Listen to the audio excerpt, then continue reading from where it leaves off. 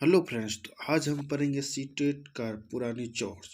CTET में paper 2 का पुरानी चौर यानी चैप्टर नंबर 1 कब, कहाँ और कैसे। तो चलिए पढ़ाई को स्टार्ट करते हैं। किसी समाज या राष्ट्र के इतिहास के अध्ययन द्वारा हम उस समाज या राष्ट्र के अतीत को जान सकते हैं। यहाँ अतीत से हमारा तात्पर्य उस राष्ट्र की संस्कृति और सभ्यता से है। संस्कृति के अंतर्गत मानव के समस्त क्रियाकलाप आते हैं। संस्कृति के अंतर्गत क्या आते हैं? समस्त क्रियाकलाप आते हैं। तथा सभ्यता के अंतर्गत उसके मौलिक पहलुओं पर बल दिया जाता है। सभ्यता के अंतर्गत क्या आता है? उसके मौलिक पहलुओं पर, भौतिक पहलुओं पर बल दिया जाता है। अतीत के बारे में बहुत कुछ जाना जा सकता है। अतीत के बारे में बहुत कुछ जाना जा सकता है, जैसे लोग क्या खाते थे, कैसे कपड़े पहनते थे, किस प्रकार के घरों में रहते थे। हम शिकारियों, पशुपालकों, कृषकों, शासकों, व्यापारियों, पुरोहितों, शिल्पकारों, कलाकारों, संगीतकारों एवं वैज्ञानिकों के जीवन के विषय में जानकारी प्राप्त कर सकते हैं। वैज्ञानिकों के बारे में विषय के बारे में जानकारी प्राप्त हम लोग कर सकते हैं। इतिहास में तिथियों को लिखने की पद्धति, चलिए कैसे लिखा जाता था, आइए पढ़ते हैं। अंग्रेजी में बीसी यानी हिंदी में ईसा पूर्व। बीसी का तात्पर्य होता है बिफोर क्रास्ट। बीसी का अर्थ क्या होता है? बिफोर क्रास्ट होता है। बीसी का अर्थ बिफोर क्रास्ट होता है। कभी कभी तिथियों से पहले एडी लिखा होता है। कभी कभी तिथियों से पहले क्या लिखा होता है? एडी लिखा होता है। यह एनो डोमिनी नामक दो लैटिन शब्दों से बना है। एडी का फुल फॉर्म क्या होता है? एनो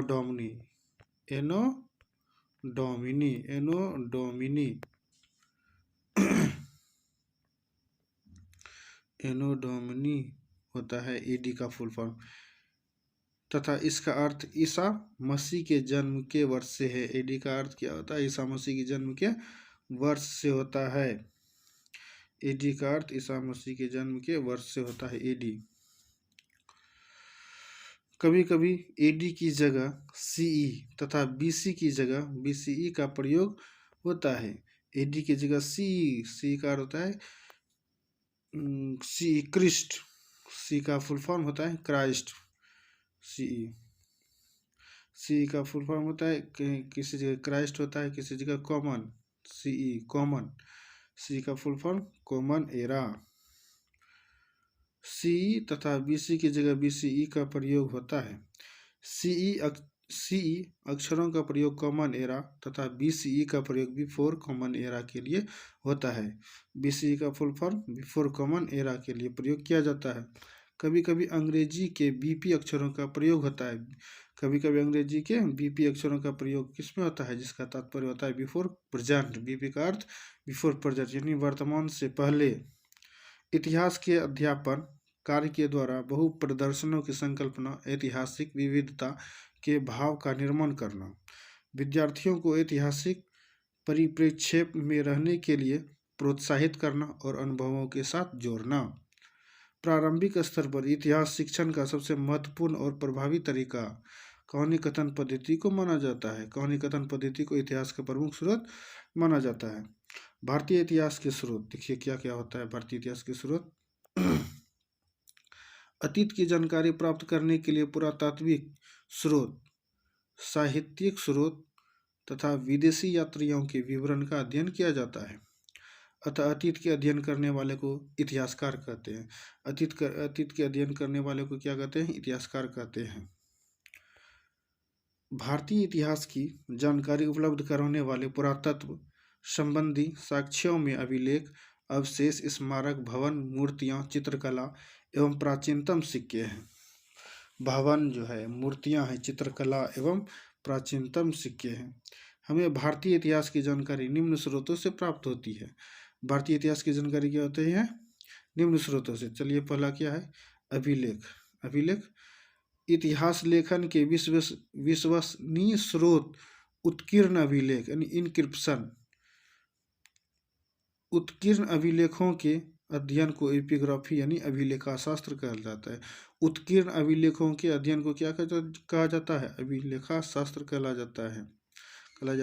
उत्कीर्ण अभिलेखों के अध्ययन को एपिग्राफी यानी अभिलेखा शास्त्र कहा जाता है। उत्कीर्ण अभिलेखों के अध्ययन को एपिग्राफी कहा जाता है।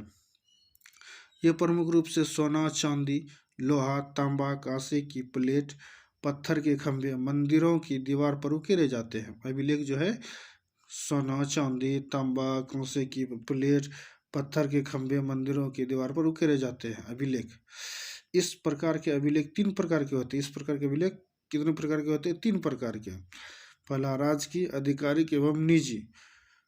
कितने प्रकार के होते हैं? 3 प्रकार के। कौन कौन से हैं? राजकीय, आधिकारिक एवं निजी। भारत के अधिकांश अभिलेख ब्राही एवं खरोष्ठी लिपि में लिखे गए।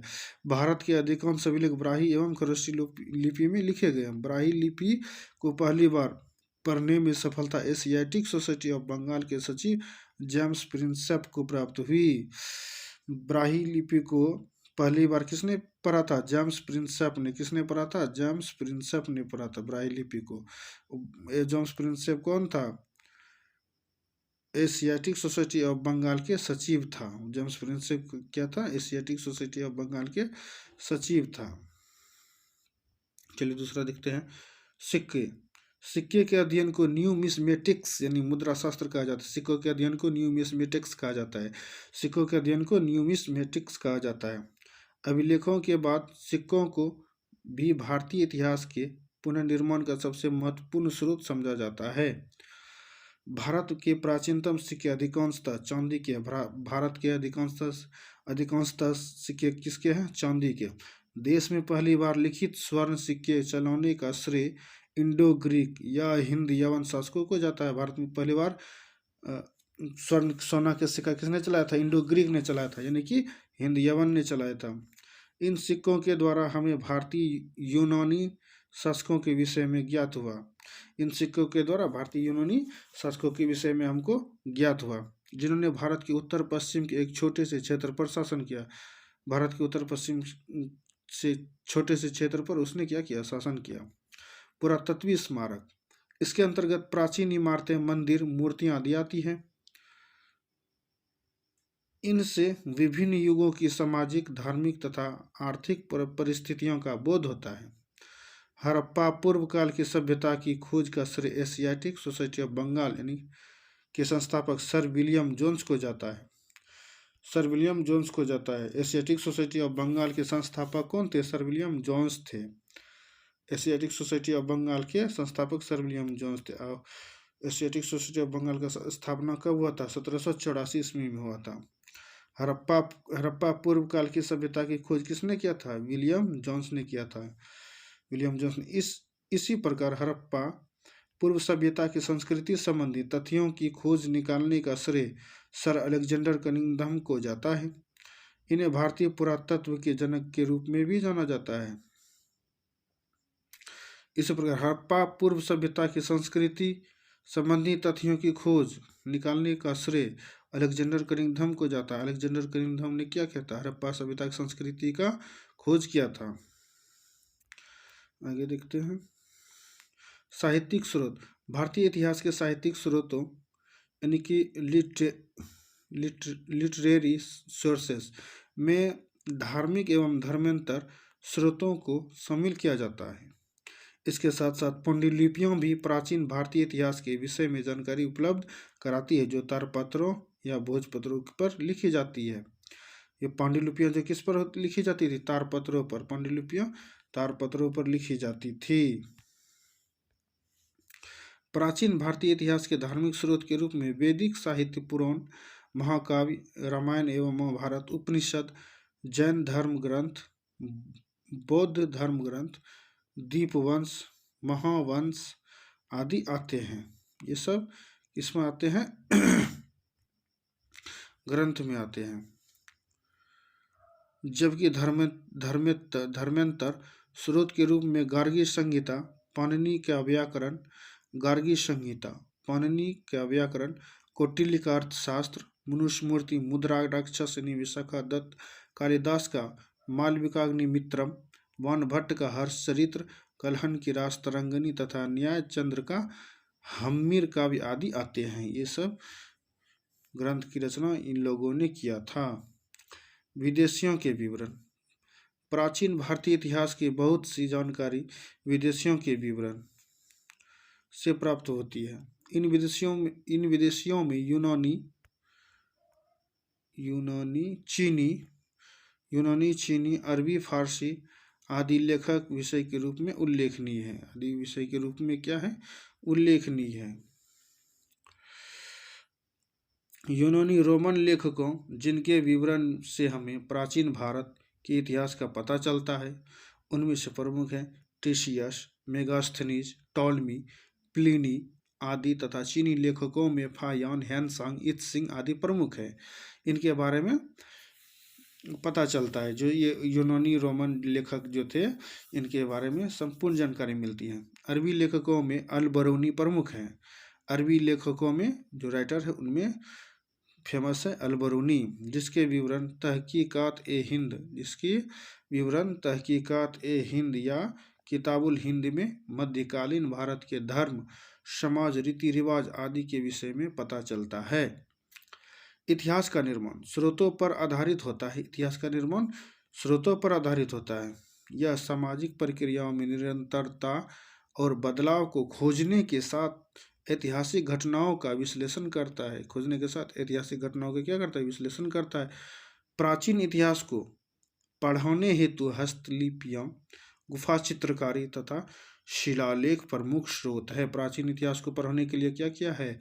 हस्तलिपियां, गुफा चित्रकारी तथा शिलालेख प्रमुख स्रोत है, जिनसे बच्चे ज्यादातर सीखेंगे।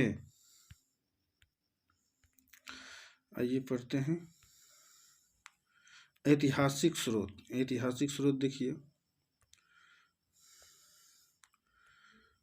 मृच्छकटिकम ऐतिहासिक ग्रंथ है। इनका रचनाकार शूद्रक ने किया था। इसके विदेशी यात्री थे हेलियोडोरस और 78 ईस्वी पूर्व में हुआ था। और वो तत्कालीन शासक थे भागभद्र। अभिलेख उसके समय नासिक अभिलेख था। और संबंधित विवरण गौतमी बालश्री थे संबंधित। देखिए, मृच्छकटिकम का रचनाकार शूद्रक था। मृच्छकटिकम के रचनाकार शूद्रक विदेशी यात्री हेलियोडोरस आए 78 ईस्वी पूर्व में भागभद्र के शासन में। ठीक है, अगला देखिए। चलिए देखते हैं अर्थशास्त्र का लेखक कौटिल्य था।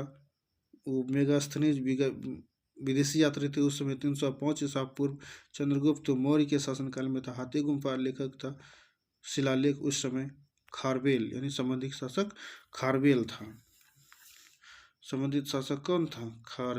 संबंधित शासक खारवेल था। देखिए गरवाहो, अब है अगला गरवाहो जो है वाकपति ने लिखा था। विदेशी यात्री फायान था। 399 ईसा पूर्व में आया था। ठीक है, संबंधित तिथि। और तत्कालीन शासक चंद्रगुप्त द्वितीय था। गरवाहो। और शिलालेख जो मिला था, गिरनार अभिलेख मिला था। और रुद्रदामन किस संबंधित शासक था। उसी प्रकार विक्रमांक देवचरित जो था, विक्रमांक देवचरित किसने लिखा था? रचनाकार बिल्हन लिखा था। विदेशी यात्री सुंगयुन था। 518 ईस्वी पूर्व में आया था। और भीतरी अभिलेख उसमें प्राप्त होता। स्कंदगुप्त का ये जो था संबंधित शासक था। रास्तरंगिणी कलहन ने लिखा था। हैनसांग विदेशी यात्री थे। 629 ईस्वी में हर्षवर्धन का तत्कालीन शासक था। प्रयाग प्रसरित शिलालेख था। और समुद्रगुप्त संबंधित शासक था। बृहत कथा मंजरी क्षेमेंद्र ने लिखा था। इत्सिंग विदेशी यात्री थे उस समय 671 ईसा पूर्व में। और जो उसमें शिलालेख मिला था महारेली अभिलेख चंद्रगुप्त द्वितीय संबंधित शासक था। 10 कुमार चरित्र दंडी ने लिखा था। सुलेमान विदेशी यात्री थे। 838 ईस्वी में ये जो था संबंधित लिखा गया था। और ग्वालियर प्रशस्ति ये अभिलेख था, और संबंधित शासक भोज परमार था। हर्षरित लिखने वाला व्यक्ति बाण भट्ट था। अल मसूदी विदेशी यात्री थे। 1915 ईस्वी पूर्व में लिखा गया था। एरन अभिलेख इससे रिलेटेड जो था अभिलेख या शिलालेख मिला, और भानुगुप्त के शासनकाल में। कथासरित सागर सोमवेद ने लिखा था, सोमदेव ने लिखा था। अल बरूनी जो था विदेशी यात्री था। 1017 ईस्वी में ये लिखा गया था। ये होल अभिलेख मिला था उस समय, और पुलकेशिन द्वितीय के शासनकाल में था। दयाश्रय काव्य हेमचंद्र ने लिखा था। तारानाथ सारथी था विदेशी यात्री।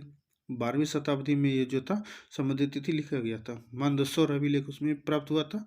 यशोवर्मन संबंधित शासक था। कुमारपाल चरित्र हेमचंद्र ने लिखा था। मार्को पोलो विदेशी यात्री 13वीं शताब्दी में थे। पांड्या राज जो था ये तत्कालीन शासक था उस समय।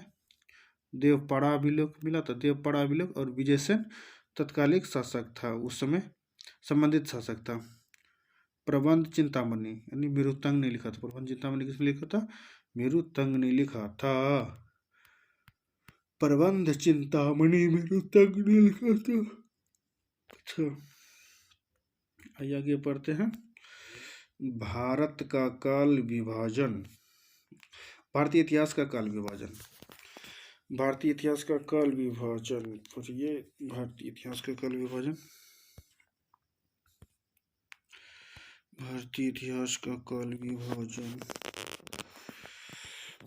1851 ईस्वी में स्कॉटलैंड के दार्शनिक जेम्स मिल ने अपनी किताब ए हिस्ट्री ऑफ ब्रिटिश इंडिया में भारतीय इतिहास को हिंदू, मुस्लिम एवं ब्रिटिश 3 कालखंडों में विभाजित किया था। किसने किया था? जेम्स मिल ने अपनी किताब, जेम्स मिल ने कौन सी किताब लिखा? A history of British India. James Mill ने कौन सा किताब लिखा था? A history of British India, जिसमें भारतीय इतिहास को हिंदू, मुस्लिम और ब्रिटिश 3 कालखंडों में विभाजित किया। कितने कालखंडों में? 3 कालखंडों में। जेम्स मिल को ऐसा लगता था कि भारत में अंग्रेजों के आने से पूर्व यहाँ केवल हिंदू एवं मुसलमान तानाशाहों का ही राज चलता था। जेम्स मिल को लगता था अंग्रेज आने से पहले हिंदू और मुसलमानों का ही यहाँ पर तानाशाह का राज चलता था।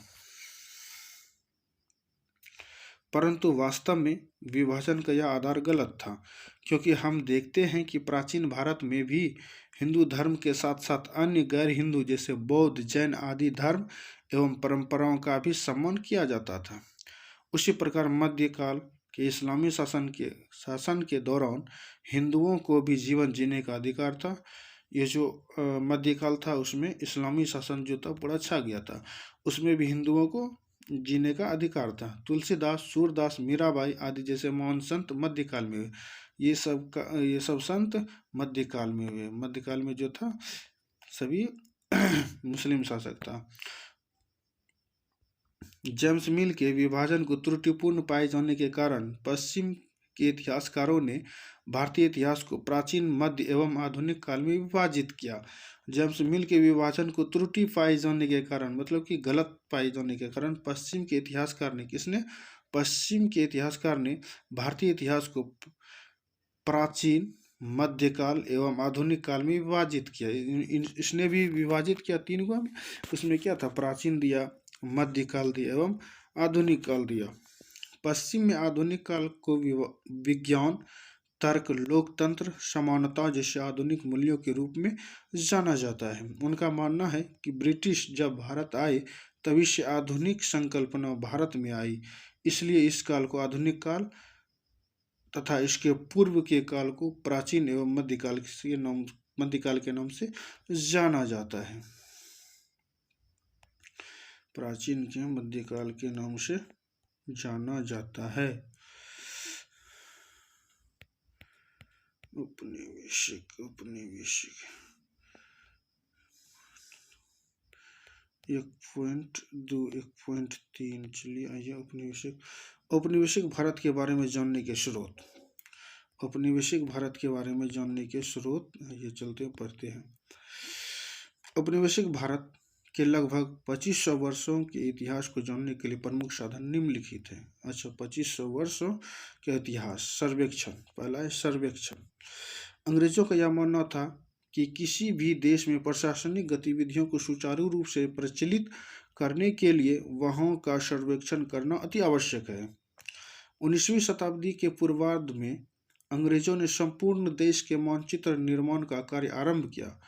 अंग्रेजों ने संपूर्ण देश के मानचित्र सबसे पहले क्या किया था? अंग्रेजों ने 19वीं शताब्दी के पूर्वार्ध में, 19वीं शताब्दी से पहले पूर्वार्ध में अंग्रेजों ने संपूर्ण देश के मानचित्र निर्माण का कार्य शुरू किया, मतलब कि नक्शा बनाना शुरू कर दिया। साथ ही गांव एवं अन्य क्षेत्र के लिए राजस्व संगठित सर्वेक्षण का कार्य प्रारंभ किया। राजस्व जो था वो जमीन का लगान सब लेना शुरू कर दिया, जिसके अंतर्गत भू आकृतिक अध्ययन, मृदा की गुणवत्ता का अध्ययन, पेड़ पौधे एवं जीव जंतु, स्थानीय इतिहास, फसल प्रतिरूपण आदि का अध्ययन आरंभ कर दिया। अंग्रेजों ने भारत में बॉटेनिकल सर्वे, जूलॉजिकल सर्वे, पुरातात्विक सर्वेक्षण, एंथ्रोपोलॉजिकल सर्वे आदि पर अपना ध्यान केंद्रित किया। अंग्रेजों ने इस सब पर सर्वेक्षण करना शुरू कर दिया। एंथ्रोपोलॉजिकल सर्वे 1 2 3 4 5 एंथ्रोपोलॉजिकल सर्वे। अच्छा, अधिकारी का अभिलेख। चलिए आगे थे अधिकारी का अभिलेख। अधिकारी के अभिलेख ने, हाँ हाँ, अधिकारी का अभिलेख। ब्रिटिश काल के इतिहास को जानने व समझने में ब्रिटिश अधिकारियों द्वारा लिखे गए दस्तावेज महत्वपूर्ण स्रोत हैं। ठीक है, भारत में ब्रिटिश शासक अपने सभी अधिकारी प्रतिलेखों को लिखित रूप में रखा करते थे। आधिकारिक प्रतिलेखों को लिखित रूप में रखा करते थे, उसने लिखकर रिकॉर्ड को रखता था।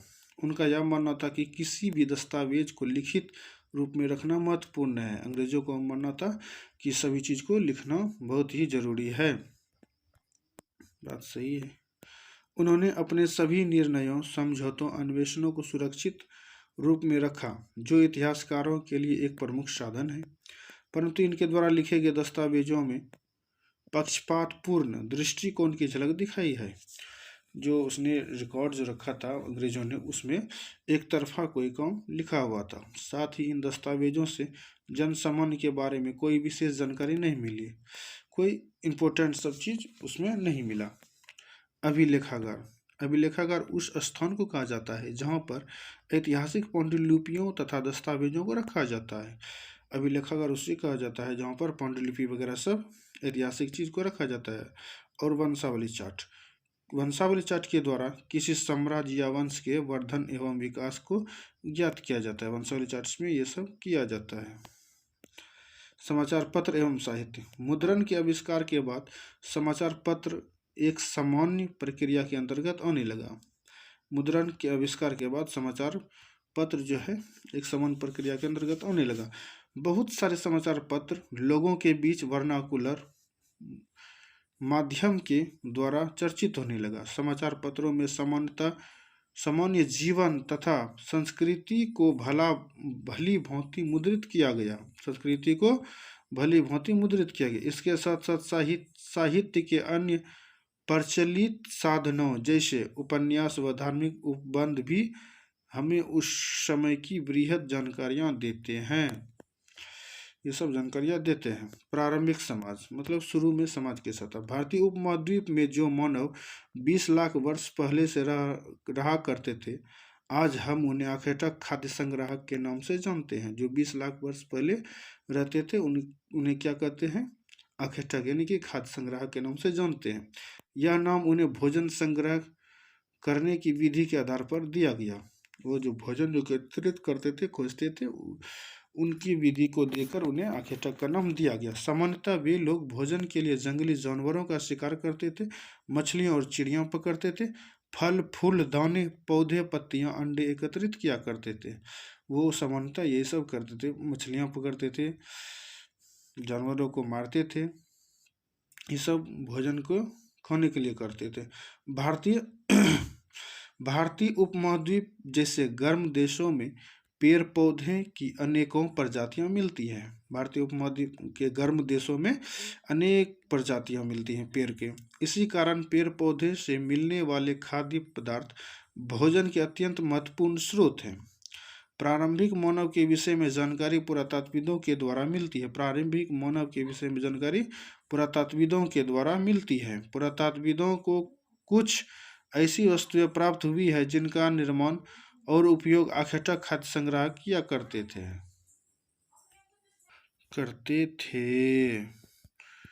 चलिए आगे पढ़ते हैं। पुरा स्थलों से औजार, बर्तन आदि जैसे वस्तुओं के अवशेष मिलते हैं। पुरा स्थलों से, जो पुरा स्थल मतलब पुराने स्थलों से औजार, बर्तन आदि जैसे वस्तुओं के अवशेष मिले हैं, मतलब टुकड़ा सा। इन लोगों ने अपने प्रयोग के लिए पत्थरों, लकड़ियों और हड्डियों के औजार बनाए थे। इनमें से पत्थरों के औजार आज भी है। पत्थरों के औजार आज भी है। मानव सभ्यता की दृष्टि से पाषाण काल को प्रारंभिक काल माना जाता है। पाषाण काल को प्रारंभिक काल माना जाता है। भारत में पाषाणकालीन सभ्यता की खोज 1813 ईस्वी में रॉबर्ट ब्रूसफुट ने पल्लवरम में की थी। पाषाणकालीन सभ्यता की खोज किसने की थी? रॉबर्ट ब्रूसफुट ने। और रॉबर्ट ब्रूसफुट ने पाषाणकालीन सभ्यता की खोज कितने ईस्वी में की थी? तो 1863 ईस्वी में की थी। 1863 ईस्वी में रॉबर्ट ब्रूसफुट ने की थी, उसकी सभ्यता की खोज की थी।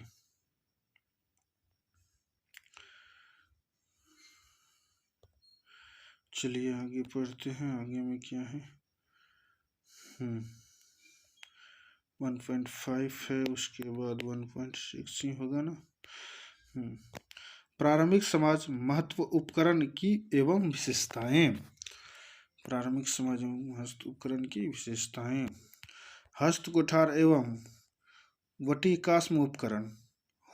होमो इरेक्टस की अस्थि। होमो इरेक्टस कोई पशु का नाम होगा, उसकी अस्थि यानी हड्डी के अवशेष नर्मदा घाटी से प्राप्त हुए हैं। होमो इरेक्टस की अस्थि कहाँ से प्राप्त हुए थे? नर्मदा घाटी से प्राप्त हुए थे। फलक, भेदनी, खुरचनी, भीमबेटका का मध्य प्रदेश में भीमबेटका से गुप्त चित्रकारी के प्रमाण प्राप्त हुए हैं। फलक, भेदनी, खुरचनी भीमबेटका की गुप्त चित्रकारी से प्राप्त हुए हैं। प्रारंभिक होमोसेपियंस मानव अस्थायी रूप से रहने लगा। प्रारंभिक में जो था मानव जो था अस्थायी रूप से होने लगा। मानव का ही वैज्ञानिक नाम है होमोसेपियंस। इस काल के हार्पून, फलक एवं हड्डी के उपकरण, अर्धचंद्राकार उपकरण एकधार प्राप्त हुआ है। सूक्ष्म पाषाण उपकरण बनाने की तकनीक का विकास हो चुका था। सूक्ष्म जो था ये सभी औजार बनाने का तकनीक विकास हो चुका था। प्रारंभिक कृषि संस्कृति के अंतर्गत कपड़ा बुनना, भोजन पकाना, पशुपालन, मृदभांड निर्माण, उपकरणों पर पॉलिश का कार्य करना शुरू हुआ था। मतलब कि ये सब शुरू हो गया था। महाराष्ट्र के पटनीपुरा स्थल से शुतुरमुर्ग के अंडों का पूरा पाषाण युगीन साक्ष्य मिले हैं। महाराष्ट्र के पटने जो है वहाँ पर शुतुरमुर्ग के अंडे का साक्ष्य मिला है। शुतुरमुर्ग के अंडा कहाँ पर मिला? महाराष्ट्र के पटने पुरा स्थल से। बागोर मध्य पाषाण काल का सबसे बड़ा स्थल है। यहाँ से जंगली और पालतू दोनों प्रकार के पशुओं की जली हुई अस्थियां प्राप्त हुई है। बागोर में जो है जली हुई जानवरों की अस्थि प्राप्त हुई है। महदहा नामक स्थल से मृगश्रृंग यानी कि हिरण के सिंह के छल्ले की माला, हड्डियों के आभूषण आदि प्राप्त हुए हैं। महदहा से मृगश्रृंग के छल्लों की माला महदहा से प्राप्त हुए हैं और हड्डियों से बना आभूषण प्राप्त हुआ है महदहा से। मेहरगढ़ में कपास उपजाए जाने की प्राचीनतम साक्ष्य प्राप्त हुआ है। मेहरगढ़ में कपास जो था उपजाया था पुराने जमाने के, तथा इसे बलूचिस्तान की रोटी की टोकरी कहा जाता है। मेहरगढ़ को बलूचिस्तान की रोटी की टोकरी कहा जाता है। यह बोलन दर्रे के निकट स्थित है। यह किस दर्रे के निकट स्थित है? बोलन दर्रे के। बुर्जहोम से मानव के साथ साथ कुत्ते को दफनाए जाने के साक्ष्य प्राप्त हुए हैं। मानव के साथ कुत्ते को दफनाने का साक्ष्य कहाँ से प्राप्त हुए थे? बुर्ज होम से। कोल्डिवार नामक स्थल से धान उगाए जाने यानी चावल की खेती का प्राचीनतम साक्ष्य प्राप्त हुआ है। कोल्डिवार से चावल यानी कि धान उपजाए जाने की साक्ष्य प्राप्त है। गणेश्वर, आगे देखिए, गणेश्वर से अधिक संख्या में ताम्र उपकरण यानी औजार तथा हल्लूर से तलवार बनाए जाने का साक्ष्य मिला है। गणेश्वर से अधिक संख्या में तंबा उपजाए जाते थे और हल्लूर से तलवार बनने का साक्ष्य मिलता है। ताम्रपाषाण संस्कृति के लोग ठोस तांबे के औजार के साथ साथ पत्थर के औजार भी प्रयोग में लाते थे। तांबा के साथ साथ पत्थर के औजार भी प्रयोग में लाते थे। इनाम गांव ताम्रपाषाण की जोरवे संस्कृति से संबंधित बस्ती थी। इनाम गांव ताम्रपाषाण की जोरवे संस्कृति से संबंधित बस्ती थी। जोड़वे संस्कृति से दफनाए गए बच्चे के समाधान अधिक संख्या में प्राप्त हुए। जोड़वे में बच्चों के अधिक से अधिक संख्या में दफनाए जाने वाले अधिक प्राप्त हुए। आहार को ताम्रवती के नाम से जाना जाता है। इस संस्कृति का प्रमुख क्षेत्र दक्षिणी पूर्वी राजस्थान के बनास घाटी थी। दक्षिणी पूर्वी क्षेत्र राजस्थान की बनास घाटी थी। आहार संस्कृति प्राचीनतम ताम्रपाषाणिक ग्रामीण संस्कृति है। मालवा से प्राप्त मृद भांड ताम्रपाषाणिक संस्कृतियों में सबसे उत्कृष्ट मृद भांड है। मालवा संस्कृति से संबंधित प्रमुख स्थल एरन नागदा है। महापाषाण कब्रों का निर्माण बड़े बड़े पत्थरों से किया जाता था। महापाषाण कब्रों का निर्माण बड़े बड़े पत्थरों से किया जाता था। प्रागैतिहासिक काल मतलब प्री हिस्ट्री, जिस काल के विषय में कोई लिखित विवरण प्राप्त नहीं होता है उसे प्रागैतिहासिक कहते हैं। द प्री हिस्टोरिक पीरियड कहा जाता है। प्रागैतिहासिक संस्कृतियां विकास का आधार थी। प्रागैतिहासिक संस्कृति विकास का आधार थी। भारत में सभ्यता एवं संस्कृति के प्रारंभ को इन्हीं के आधार पर समझा जा सकता है। पुरातत्व शास्त्रियों ने प्रागैतिहासिक काल को निम्न प्रमुख कालों में विभाजित किया है। प्रागैतिहासिक काल को कितने काल में विभाजित किया है? चलिए देखते हैं। प्रागैतिहासिक काल को 3 भागों में विभाजित किया है। पहला है पुरापाषाण काल, दूसरा है मध्यपाषाण काल, तीसरा है नवपाषाण काल। पुरापाषाण काल 20 लाख ईस्वी पूर्व से 10,000 ईस्वी पूर्व। मध्यपाषाण काल 8,000 ईस्वी पूर्व से 4,000 ईस्वी पूर्व। और नवपाषाण काल 9,000 ईस्वी पूर्व से 1,000 ईस्वी पूर्व। ये है इनका। अब देखिए पुरापाषाण काल ना था। हाँ, पुरापाषाण काल फिर 3 भागों में। पुरापाषाण काल 3 भागों में।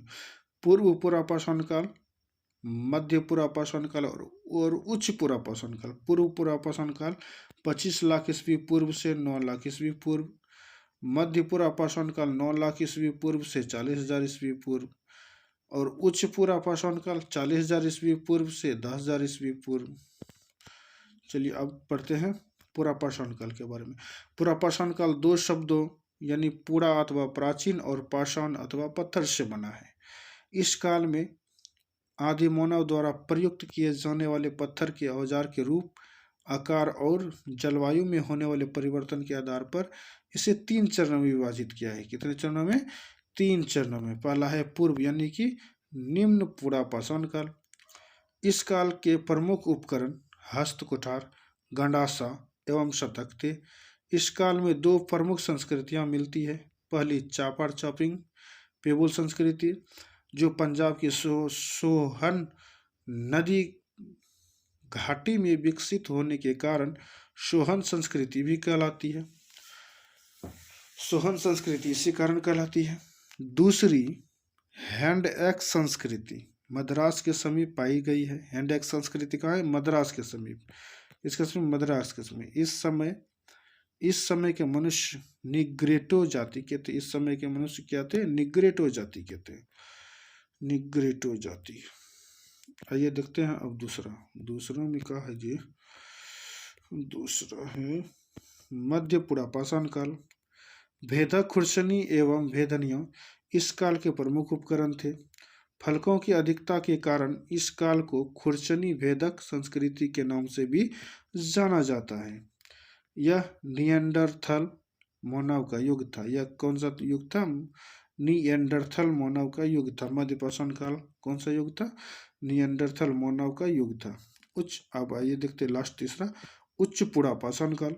इस काल का मानव आखेट पर निर्भर रहने वाला खानाबदोश था।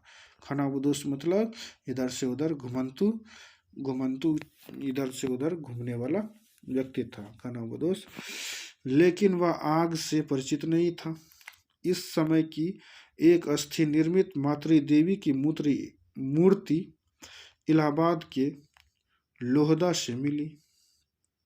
इस समय की एक अस्थि निर्मित मातृदेवी की मूर्ति इलाहाबाद के लोहदा से मिली है तथा भीमबेटका से गुफा चित्रकारी के प्रमाण मिले हैं। आधुनिक स्वरूप वाले मानव होमोसेपियंस का उदय इस काल में हुआ। इसको फलक एवं दक्षिणी संस्कृति कहते हैं। इसको फलक एवं दक्षिणी संस्कृति भी कहते हैं। आइए देखते हैं अगला मध्यपाषाण काल। इस काल में हमें पर्यावरणीय बदलाव देखने को मिलते हैं। इसी कारण इसे मेसोलिथ अर्थात मध्यपाषाण कहा जाता है। मेसोलिथ मतलब मध्यपाषाण काल। इस काल के पाषाण औजार सामान्यतः बहुत छोटे होते थे, जिन्हें माइक्रोलिथ अर्थात लघु पाषाण कहा जाता था। इस काल में मनुष्य ने अस्थायी रूप से रहना प्रारंभ कर दिया और धीरे धीरे कृषि एवं पशुपालन की ओर उन्मुख होने लगा। आइए देखते हैं नवपाषाण काल। इस काल के प्राचीनतम साक्ष्य बलूचिस्तान के मेहरगढ़ से मिले हैं।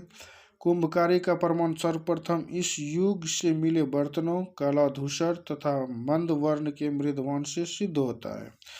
ये सब कुंभकारी का प्रमाण मतलब कि नवपाषाण काल से शुरू हुआ था। इस समय के लोग पॉलिशदार पत्थरों के औजारों और हथियारों का प्रयोग करते थे। कृषि कार्य, पशुपालन, औजारों पर पॉलिश और मृदभांड का निर्माण इसी काल की प्रमुख विशेषता है।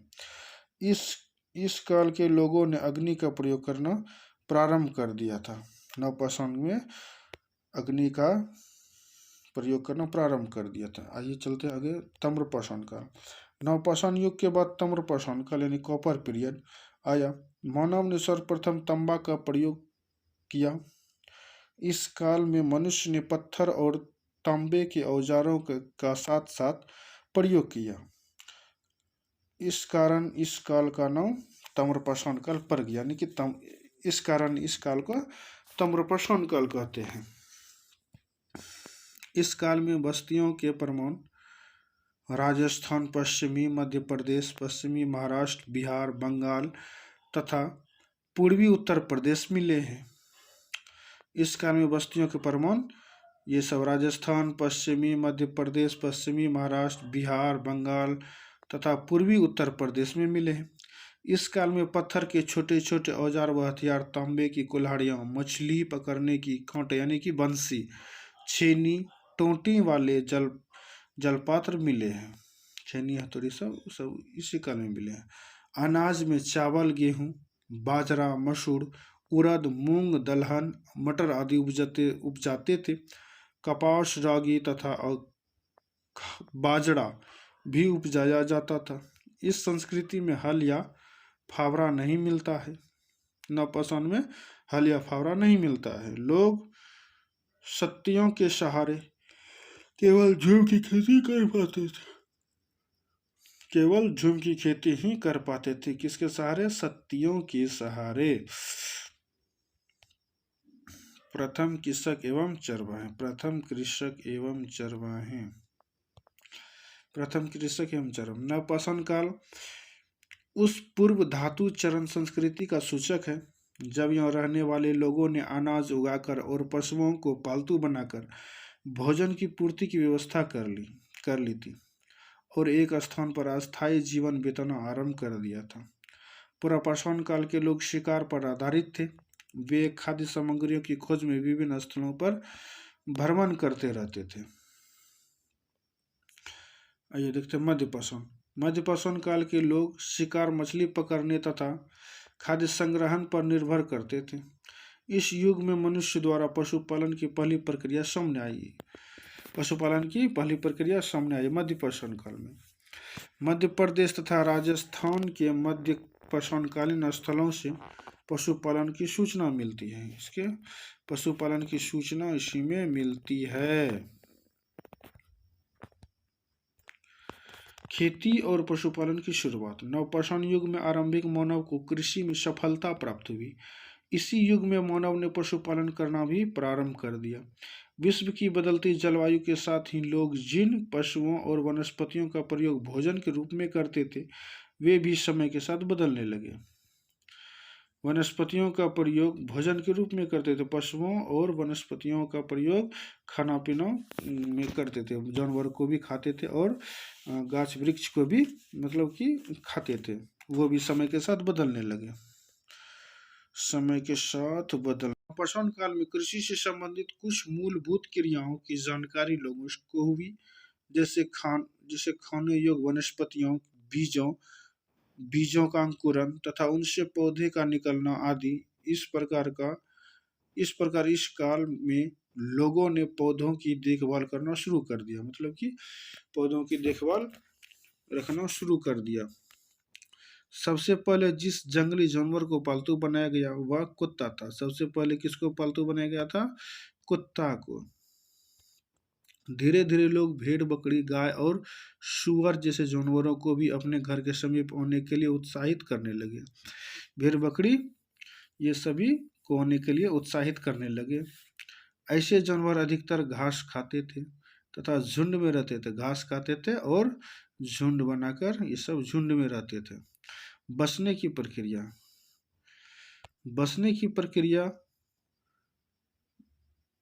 बसने की प्रक्रिया का नाम लोगों द्वारा पौधे उगाने तथा जानवरों की देखभाल करने के आधार पर दिया गया, यानी डोमेस्टिकेशन। बसने की प्रक्रिया को डोमेस्टिकेशन कहते हैं।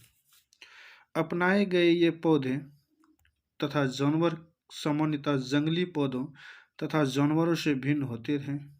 इसका कारण यह है कि लोगों द्वारा बसने की प्रक्रिया की दिशा में अपनाए गए पौधे या जानवरों का भी चयन किया जाता था। बसने की प्रक्रिया लगभग संपूर्ण विश्व में धीरे धीरे चलती रहेगी। बसने की प्रक्रिया पूरे विश्व में धीरे धीरे चलती रही। यह लगभग 12,000 वर्ष पहले शुरू होगी। बसने की प्रक्रिया कितने वर्ष पहले? 12,000 वर्ष पहले शुरू की, यानी कि पुरापाषाण काल में ही शुरू हो गया था। पुरापाषाण काल है ना 25 लाख से 10,000 ईस्वी पूर्व, यानी कि 12,000 वर्ष पहले है, तो पुरापाषाण काल से ही शुरू हो गया। वास्तव में आज हम जो भोजन करते हैं वह इसी बसने की प्रक्रिया के कारण है। कृषि के लिए अपनाई गई सबसे प्राचीनतम फसलों में गेहूं तथा जौ प्रमुख है। प्राचीन फसल गेहूं तथा जौ है। एक नवीन जीवन शैली ये पढ़ते हैं। जब लोग पौधे उगाने लगे तो उनकी देखभाल के लिए उन्हें एक ही जगह पर लंबे समय तक रहना पड़ता था। बात सही है। बीज बोने से लेकर फसलों के पकने तक पौधे की सिंचाई करने, खरपतवार हटाने, जानवरों और चिड़ियों से उनकी सुरक्षा करने जैसे बहुत से कार्य शामिल थे। फसल कटाई के बाद अनाज का उपयोग बहुत सावधानी पूर्वक करना था। फसल उपजाए के बाद उसका कटाव सब बड़ा ही सावधानी से करना था। अनाज को भोजन और बीज दोनों ही रूपों में सुरक्षित रखना आवश्यक था। अनाज को भोजन और बीज के रूप में सुरक्षित रखना बहुत ही आवश्यक था। इसलिए लोगों को इसके भंडारण की बात सोचनी पड़ी। बहुत से क्षेत्रों में लोगों ने मिट्टी के बड़े बड़े बर्तन बनाए, टोकरियां बनाई या फिर जमीन में गड्ढा खोदा। पशुपालन नवपाषाण काल में भोजन व आजीविका का अतिरिक्त साधन बना। शुरुआती कृषकों और पशुपालकों के साथ होने के साक्ष्य मिले हैं। ये पूरे भारतीय उपमहाद्वीप में पाए गए हैं। ये सभी पूरे भारतीय उपमहाद्वीप में पाए गए हैं। इनमें सबसे महत्वपूर्ण पश्चिमोत्तर क्षेत्र के आधुनिक कश्मीर में और पूर्वी तथा दक्षिण भारत में पाए गए हैं। पूर्वी तथा दक्षिण भारत में पाए गए हैं। अस्थायी जीवन की ओर पुरातत्वविदों ने आर्कोलॉजिस्ट्स को कुछ पुरास्थलों पर झोपड़ियों और घरों के साक्ष्य प्राप्त हुए हैं, जैसे कि बुर्जहोम, यानी वर्तमान कश्मीर में है बुर्जहोम के लोग गड्ढे के नीचे घर बनाते थे, जिन्हें गर्तावास कहा जाता है। गड्ढे के नीचे जो घर बनाकर रहते थे उन्हें क्या कहा जाता है? गर्तावास कहा जाता है। इनमें उतरने के लिए सीढ़ियां होती थी। इससे उन्हें सर्दी के मौसम में सुरक्षा मिलती थी। इससे उन्हें सर्दी के मौसम में क्या मिलती थी? सुरक्षा मिलती। पुरातत्वविदों को झोपड़ियों के अंदर और बाहर दोनों ही स्थानों पर आग जलाने का स्थान मिला है। अंदर और बाहर दोनों ही जगह पर आग जलाने का स्थान मिला है, जहां लोग मौसम के अनुसार घर के अंदर या बाहर खाना पकाते होंगे। उनके स्थानों से पत्थर के औजार भी मिले हैं। इनमें से कई ऐसे हैं जो पुरापाषाण युगीन है, उपकरणों से भिन्न है। पुरापाषाण युगीन उपकरणों से अलग है, इसलिए इन्हें नवपाषाण युग का माना गया है। इनमें वे औजार भी हैं जिनकी धार को और अधिक तेज करने के लिए उन पर पॉलिश चढ़ाई जाती थी। ठीक है, धार को अधिक तेज करने के लिए उन पर, उस औजार पर पॉलिश किया जाता था। ओखली और मुसल का प्रयोग अनाज तथा वनस्पतियों से प्राप्त अन्य वस्तुओं को पीसने के लिए किया जाता था। बात सही है, पीसने का ही काम करेगा। नवपाषाण युग पुरास्थलों से कई प्रकार के मिट्टी के बर्तन मिले हैं। कभी कभी इन पर अलंकरण भी किया जाता था, मतलब कि इनको अलंकरण भी किया जाता था। बर्तनों का उपयोग वस्तुओं को रखने के लिए किया जाता था। धीरे धीरे लोग बर्तनों का प्रयोग खाना बनाने के लिए भी करने लगे। धीरे धीरे बर्तनों का प्रयोग खाना बनाने के लिए भी करने लगे। चावल, गेहूं तथा दलहन जैसे अनाज अब आहार का महत्वपूर्ण हिस्सा बन गए थे। इसके साथ साथ अब लोग कपड़े भी बुनने लगे। इसके लिए कपास जैसे आवश्यक पौधे उगाए जाने लगे। उगाए जाने लगे। पाषाण युग की प्राप्त सामग्रियां एवं उनके पुरास्थल। चलिए प्राप्त सामग्रियां देख लीजिए। गेहूं, जौ, भेड़, बकरी, मवेशी। ये पुरास्थल मेहरगढ़ यानी आधुनिक पाकिस्तान में है। किसका साक्ष्य मिला था? मेहरगढ़ में मिला था। गेहूं जो है, ये देखिए, चावल, जानवरों की हड्डियों के टुकड़े कहाँ पर साक्ष्य मिले हैं? कोल्डिहवा में। चावल और जानवरों की हड्डियों के टुकड़े कोल्डिहवा में, यानी कि आधुनिक उत्तर प्रदेश में है। एक और देखिए फिर से मिला, चावल, मवेशी यानी मिट्टी के खुरों के निशान। मिट्टी पर खुरों के निशान महागरा में मिला था, आधुनिक उत्तर प्रदेश में है। चावल भी मिला है और मवेशी मतलब कि मिट्टी पर खुरों के निशान भी मिला है। कहाँ है? आधुनिक उत्तर प्रदेश में है। गेहूं देखिए, पहले में भी आया था गेहूं, और भी गेहूं और दलहन, ये गुफकराल में, आधुनिक कश्मीर में, यहाँ पर भी मिला है। गेहूं देखिए यहाँ भी आया, गेहूं और दलहन भी है। और कुत्ते, मवेशी, भेड़, बकरी, ये सभी सारी चीजें बुर्जहोम में मिला था, यानी कि आधुनिक कश्मीर में, यहाँ भी मिला था। काला चना, ज्वार, बाजरा, मवेशी भी यहाँ भी मिला है। भेड़ और सुअर, ये पय्यमपल्ली, आधुनिक आंध्र प्रदेश में भी मिला है। रीति रिवाज एवं जनजाति। पुरातत्वविदों ने जनजाति ट्राइब्स शब्द का प्रयोग इसलिए किया है जी, प्रायः पशुपालक समूह के लोगों के लिए किया करता था। विद्वानों के अनुसार ये सदस्य ऐसे रीति रिवाजों को मानते थे जो पहले से ही प्रचलित थे। जनजाति के सदस्य शिकार, भोजन संग्रह, खेती, पशुपालन और मछली पालन जैसे व्यवसाय अपनाते थे एवं खेती से संबंधित सभी कार्य जैसे बीज बोने, पौधों की देखभाल करना, फसल काटना आदि करते थे। ये लोग यही सब फसल उगाते थे, बीज बोते थे, उनकी देखभाल करते थे। जनजातियों की संस्कृति परंपराएं बहुत समृद्ध तथा विशिष्ट होती थी। जनजाति की ये सब बहुत ही समृद्ध होती थी।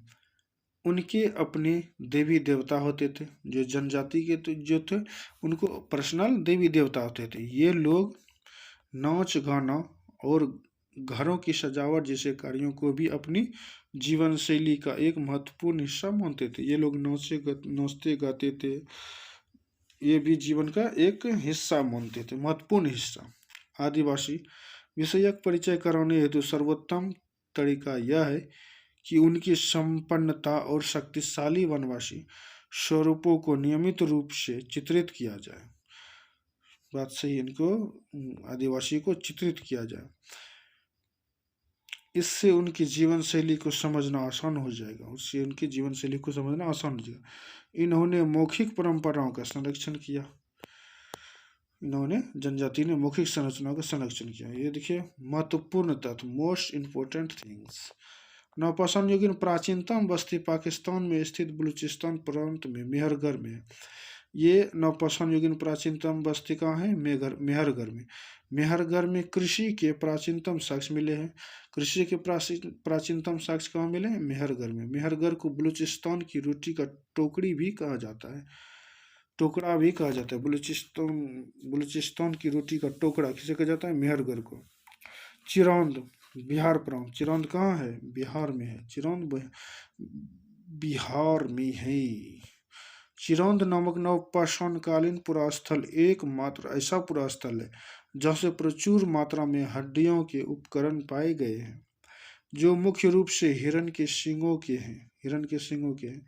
ये उपकरण ताम्र पाषाणकालीन अवस्था में प्रतीत होते हैं। नवपाषाण युग के निवासी सबसे पुराने कृषक समुदाय के थे। वे मिट्टी और सरकंडे के बने गोलाकार और आयताकार घरों में रहते थे। मिट्टी के बने ये सभी आयताकार और उनके घरों में रहते थे। तो चलिए आज की क्लास में इतना ही। तब तक के लिए आगे में पढ़ाएंगे आपको इससे रिलेटेड क्वेश्चन आंसर आगे की क्लास में। तब तक के लिए जय हिंद, जय भारत, जय हिंद।